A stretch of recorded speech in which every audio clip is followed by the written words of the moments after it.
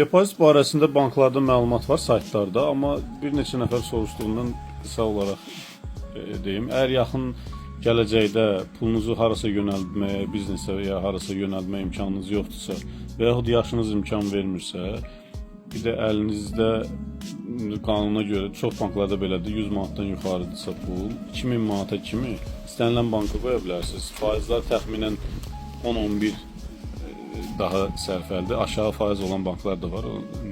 Onların marağı yoxdur pul cəlb etməyə, ona görə elə. 2000 manata qədər istənilən banka qoya bilərsiniz. 2000-dən yuxarı yenə də istənilən banka qoya bilərsiniz. 18 aylıq qoyun ki, gəlir vergisindən azad olsun. İndiki hal-hazırdakı qanuna görə.